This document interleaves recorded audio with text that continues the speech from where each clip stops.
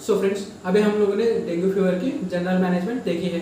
अभी हम लोग डेंगू फीवर की जरा सा ग्रेडिंग के हिसाब से ट्रीटमेंट प्रोटोकॉल देख लेते हैं फ्रेंड्स यहाँ पे। ठीक है, इसलिए हम लोगों ने डेंगू फीवर में फ्रेंड्स यहाँ पे जो ट्रीटमेंट प्रोटोकॉल है 4 कैटेगरीज में डिवाइड किया है। ठीक है फ्रेंड्स, यहाँ पे डेंगू फीवर है ना, उसके कैटेगरी ग्रेडिंग जो है grade 1, grade 2, grade 3 and grade 4, ये ग्रेडिंग के हिसाब से हम लोगों ने यहाँ पे ट्रीटमेंट प्रोटोकॉल सेट किया है फ्रेंड्स वहाँ पे। इसलिए हम लोग यहाँ पे माइल्ड, मॉडरेट और सीवियर कैटेगरी के पेशेंट के हिसाब से भी ट्रीटमेंट प्रोटोकॉल कर सकते हैं। इसलिए हम लोग को जरा सा वहाँ पे ग्रेडिंग वगैरह पता रहने जरूरी है फ्रेंड्स यहाँ पे। ठीक है, सो फ्रेंड्स यहाँ पे स्टार्ट करते हैं management of grading grade 1 dengue fever और डेंगू हेमोरेजिक फीवर। ठीक है, यहाँ पे ग्रेड 1 की जरा सा ट्रीटमेंट प्रोटोकॉल क्या क्या करना चाहिए जरा सा देख लेते हैं। ठीक है, जैसे फ्रेंड्स हम लोगों ने पहले भी देखा कि पेशेंट को कैसा है, patient should be monitored closely. ये मॉनिटर क्या क्या करना रहता है पेशेंट में, वहाँ पे ब्लीडिंग वगैरह हो रहा है क्या, ये सब चीजें वगैरह जरा सा देखनी चाहिए। इसलिए हम लोग डेली जरा सा पेशेंट को क्या है फ्रेंड्स, वहाँ पे डेली बेसिस पे पेशेंट को जो हेमाटोक्राइट कॉन्सेंट्रेशन से या फिर वहाँ पे प्लेटलेट्स वगैरह है, ठीक है, उसके साथ साथ जो पेशेंट को टॉर्नी की टेस्ट वगैरह है, ये सब चीजें वगैरह पेशेंट को जरा सा एग्जामिनेशन में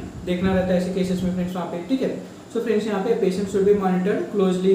critical period for monitoring transition from febrile to afebrile stage. ठीक है, यहाँ पे फ्रेंड्स यहाँ पे क्रिटिकल पीरियड कौन सा है, हम लोगों ने जैसा थोड़ी देर पहले देखा कि क्रिटिकल पीरियड क्या है फ्रेंड्स, यहाँ पे डे 3 है ना पेशेंट का, डे 3 टू डे 7 ये क्रिटिकल फेज माना जाता है फ्रेंड्स यहाँ पे। क्योंकि फ्रेंड्स यहाँ पे जो पेशेंट का डे 3 से पेशेंट को फीवर वगैरह आना स्टार्ट होता है और वहाँ पे डे 7 के बाद पेशेंट को फीवर वगैरह धीरे धीरे कम होता है। सो फ्रेंड्स यहाँ पे क्रिटिकल फेज क्या है, फेब्राइल टू अफेब्राइल फेज, ये पेशेंट को क्रिटिकल फेज माना जाता है ऐसे केसेस में। क्योंकि पहले 2 दिन क्या रहता है पेशेंट को मलेज वगैरह, मतलब वहाँ पे फटीग वगैरह, उसके साथ साथ हेडेक वगैरह, ये सब सिम्टम्स वगैरह पहले 2 दिनों में रहते हैं। बाद में तीसरे 2 दिनों से पेशेंट को क्या होता है, फीवर आना स्टार्ट हो जाता है। और ये फीवर फ्रेंड्स क्या होता है 6 से 7 दिनों तक पेशेंट को फीवर वगैरह रहता है ऐसे केसेस में। इसलिए फ्रेंड्स वहाँ पे जो क्रिटिकल फेज है ना, यहाँ पे critical phase day 3 to day 7 ये क्रिटिकल फेज माना जाता है ऐसे केसेस में। ठीक है, सो फ्रेंड्स यहाँ पे critical period for monitoring the transition from febrile to afebrile stage which usually occurs after day 3 of illness. ठीक है, मतलब यहाँ पे डे 3 के बाद में क्रिटिकल फेज माना जाता है। ऐसी कंडीशन में हम लोगों को प्रॉपर तरीके से पेशेंट को मॉनिटरिंग वगैरह करना जरूरी रहता है। सो फ्रेंड्स यहाँ पे हाइड्रेशन भी पेशेंट को एक हाथ से हाइड्रेशन प्रॉपर तरीके से करना रहता है और पेशेंट को जरा सा मॉनिटरिंग करना रहता है कि पेशेंट क्रिटिकली मतलब वहाँ पे इल तो नहीं हो रहा है। ठीक है, सो फ्रेंड्स यहाँ पे हम लोगों को platelet count, haematocrit estimations are essential for daily basis पे हम लोगों को जरा सा हेमाटोक्राइट और प्लेटलेट कॉन्सेंट्रेशंस वगैरह जरा सा हम लोगों को देखना जरूरी रहता है ऐसे केसेस में। ठीक है, सो फ्रेंड्स यहाँ पे जरा सा हेमाटोक्राइट हम लोग जरा देख रहे हैं कि हेमाटोक्राइट देखना चाहिए, हेमाटोक्राइट देखना चाहिए। सो फ्रेंड्स यहाँ पे हेमाटोक्राइट की जो नॉर्मल रेंज है ये भी हम लोगों को पता रहना जरूरी रहता है ऐसे केसेस में। ठीक है, यहाँ पे जरा सा हेमाटोक्राइट का जरा सा नॉर्मल रेंजेस वगैरह हम लोग यहाँ पे देख लेते हैं फ्रेंड्स यहाँ पे। ठीक है, फ्रेंड्स यहाँ पे हेमाटोक्राइट है ना, हमारे ब्लड में सीबीसी से हम लोग ये पेशेंट को जो एडवाइस करते हैं, सीबीसी में क्या है एचसीटी की वैल्यू रहती है फ्रेंड्स यहाँ पे कई बार। ठीक है, हेमाटोक्राइट कॉन्सेंट्रेशन की वैल्यू दी जाती है।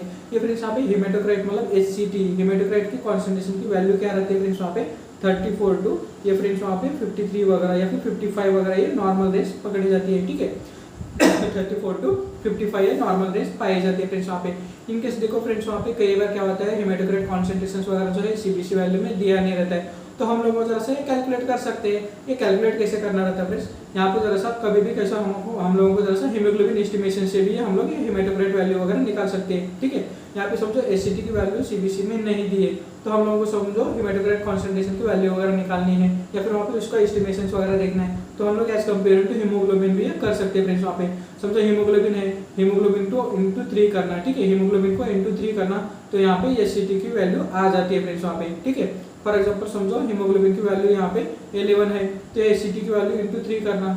ठीक है, एचसीटी कितना आ गया फिर वहाँ पे पेशेंट को जो 33 है, ये 33 पेशेंट का जो हेमाटोक्राइट कॉन्सेंट्रेशन जो है नॉर्मल आता है फ्रेंड्स यहाँ पे। ठीक है, यहाँ पे हेमाटोक्राइट कॉन्सेंट्रेशन कितना है, 33 आया, और यहाँ पे फ्रेंड्स यहाँ पे कैसे कितना नॉर्मल रेंज कितना है एचसीटी का 34 टू 55 ये नॉर्मल रेंज पाया जाता है फ्रेंड्स वहाँ पे। ठीक है, सो यहाँ पे कोई बार सीबीसी में वैल्यू वगैरह नहीं दिए तो हम लोगों को हीमोग्लोबिन एस्टिमेशन के साथ साथ ये एचसीटी की वैल्यू भी निकाल सकते हैं। ठीक है, कैसे निकालना, फिर हीमोग्लोबिन को मल्टीप्लाइड बाय 3 करना, तो यहाँ पे एचसीटी की वैल्यू मतलब वहाँ पे हेमाटोक्राइट कॉन्सेंट्रेशन की वैल्यू वगैरह निकलती है।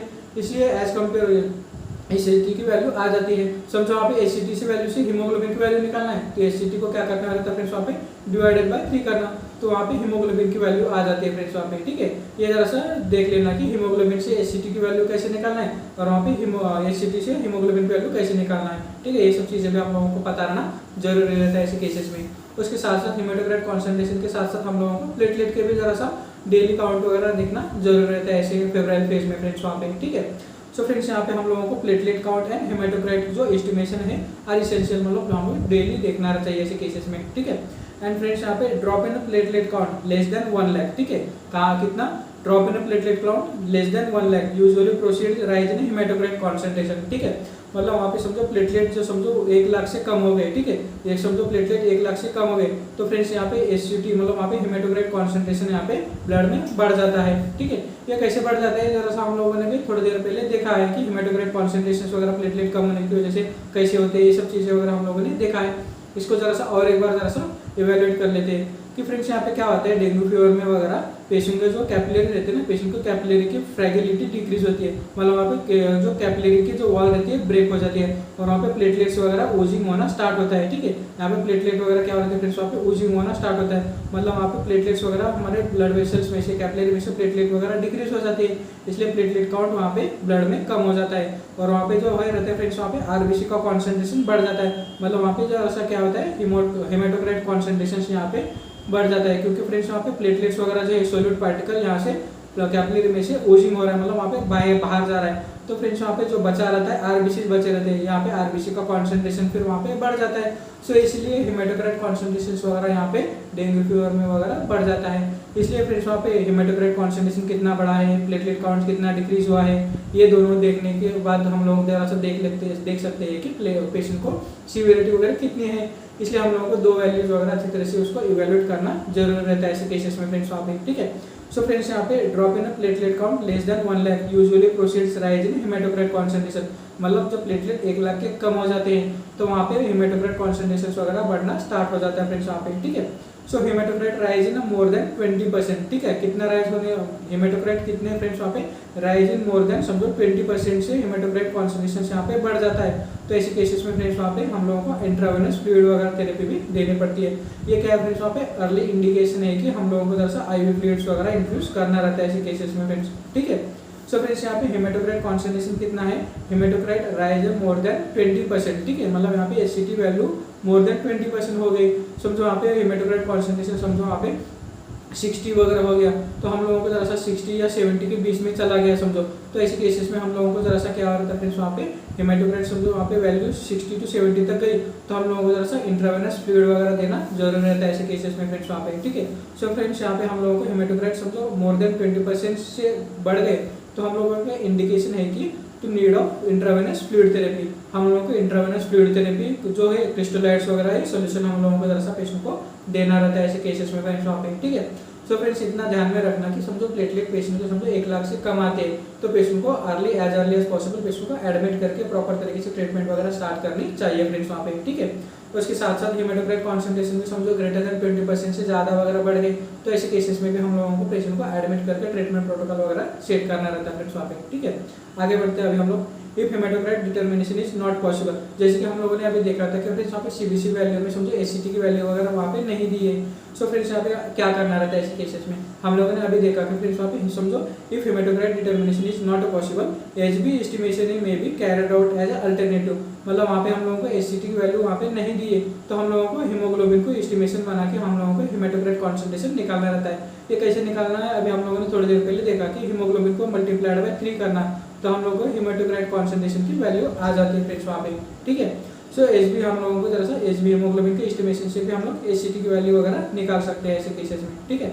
सो फ्रेंड्स यहाँ पे हेमेटोक्राइट जो है haematocrit should be determined daily from the third day until the temperature remains normal for 1 to 2 days, मतलब वहाँ पे हम लोगों को जरा सा डे थर्ड से पेशेंट को जरा क्या है ये सीबीसी वैल्यू वगैरह डेली रूटीनली चेक करना चाहिए, हेमेटोक्राइट है प्लेटलेट है कि जरा सा डे थर्ड टू पेशेंट को कम से कम 7 से 8 दिन तक के पेशेंट को डेली सीबीसी वगैरह करना चाहिए ऐसे केसेस में फ्रेंड्स वहाँ पे, ठीक है। सो यहाँ पे haematocrit should be determined daily for day third until the temperature remains for normal 1 to 2 days तक के पेशेंट को हम लोग यहाँ पे देखना रहता है फ्रेंड्स वहाँ पे, ठीक है। सो फ्रेंड्स यहाँ पे डेंगू जैसे कि ग्रेड 1 फीवर में है, ग्रेड 1 और ग्रेड 1 में या फिर ग्रेड 1 डेंगू फीवर या फिर ग्रेड 1 डेंगू हेमोरेजिक फीवर में हम लोगों को प्रॉपर तरीके से पेशेंट को हाइड्रेशन करना ही करना रहता है, उसके साथ साथ क्लोजली मॉनिटरिंग करना रहता है फ्रेंड्स वहाँ पे, ठीक है। तो वहाँ पे पेशेंट को समझो प्लेटलेट वगैरह 1 लाख से कम जाते हैं तो पेशेंट को क्या रहता है, फिर वहाँ पे ग्रेड 2 की ट्रीटमेंट वगैरह देने स्टार्ट करनी चाहिए, मतलब वहाँ पे पेशेंट को इंट्रावेनस फ्लूइड्स वगैरह एडमिनिस्ट्रेशन करना चाहिए। सो फ्रेंड्स यहाँ पे जब प्लेटलेट वगैरह समझो 1 लाख से कम होते हैं, मतलब वहाँ पे हम लोगों को ग्रेड 2 मतलब वहाँ पे ग्रेड 2 सेकंड की ट्रीटमेंट वगैरह स्टार्ट करनी चाहिए। सो ग्रेड सेकंड में ट्रीटमेंट वगैरह क्या क्या है, ये इंट्रावेनस फ्लूइड्स वगैरह हम लोगों को जैसा देना रहता है ऐसे केसेस में। सो फ्रेंड्स यहाँ पे इंट्रावेनस फ्लूइड्स वगैरह कौन से देने रहती है, ये भी हम धीरे धीरे अभी हम लोग यहाँ पे देख लेते हैं फ्रेंड्स वहाँ पे, ठीक है। सो फ्रेंड्स हम लोग स्टार्ट करते हैं management of grade 2 haemorrhagic fever या फिर वहाँ पे डेंगू फीवर की। सो ग्रेड 2 की फीवर में ट्रीटमेंट वगैरह क्या क्या करना है जरा अभी हम लोग देख लेते हैं फ्रेंड्स वहाँ पे, ठीक है। जैसे कि हम लोगों ने अभी देखा था कि फ्रेंड्स वहाँ पे पेशेंट का जैसा प्लेटलेट वगैरह डिक्रीज होना स्टार्ट हो जाता है तो पेशेंट को अर्ली हम लोगों को इंट्रावेनस फ्लूइड्स वगैरह देने चाहिए, ठीक है। इसलिए हम लोग management of grade 2 haemorrhagic fever या फिर डेंगू फीवर में ट्रीटमेंट प्रोटोकॉल में क्या क्या देना जरा देख लेते हैं। फ्रेंड्स यहाँ पे ग्रेड 2 में क्या क्या आते हैं जरा सिम्टम्स भी पेशेंट को जरा देख लेते हैं, ठीक है। Any person who has dengue fever और विथ थ्रोम्बोसाइटोपेनिया, मतलब वहाँ पे थ्रोम्बोसाइटोपेनिया है, मतलब वहाँ पे platelet count less than 1 lakh वगैरह है, ठीक है। समझो प्लेटलेट वगैरह लेस देन 1 लाख है तो हम लोग वहाँ पे थ्रोम्बोसाइटोपेनिया और यहाँ पे हेमाटोक्राइट कॉन्संट्रेशन वगैरह है, हेमो कॉन्संट्रेशन है, प्रेजेंस विद अब्डोमिनल पेन, इसके साथ साथ समझो पेशेंट में क्या होता है